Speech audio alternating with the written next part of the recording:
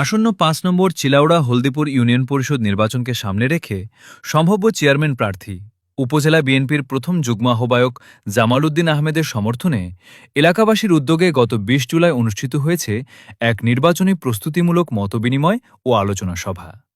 সভাকে ঘিরে স্থানীয় জনসাধারণের মধ্যে ছিল ব্যাপক উৎসাহ উদ্দীপনা। রসুলপুর, উত্তর রসুলপুর, হলদিপুর ও কবিরপুর গ্রাম থেকে দলে দলে মানুষ সভাস্থলে উপস্থিত হন। এলাকার গণ্যমান্য ব্যক্তিবর্গ, মুরুব্বিয়ান, তরুণ ও যুব সমাজ, বিভিন্ন শ্রেণী পেশার মানুষের প্রাণবন্ত অংশগ্রহণে সভাটি পরিণত হয় এক জনসমাগমে।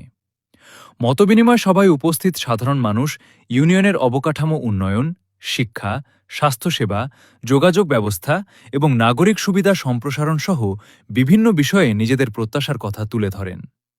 সভায় বক্তব্য রাখতে গিয়ে সম্ভাব্য চেয়ারম্যান প্রার্থী জামাল উদ্দিন আহমেদ উপস্থিত সজ্ঞতা প্রকাশ করে বলেন, আপনাদের এই ভালোবাসা ও স্বতঃস্ফূর্ত উপস্থিতি আমাকে অনুপ্রাণিত করেছে। জনগণ যদি আমাকে দায়িত্ব পালনের সুযোগ দেন, তাহলে ৫ নম্বর চিলাউড়া হলদিপুর ইউনিয়নকে একটি আধুনিক, বৈষম্যহীন ও দুর্নীতিমুক্ত মডেল ইউনিয়ন হিসেবে গড়ে তুলতে সর্বোচ্চ চেষ্টা করব।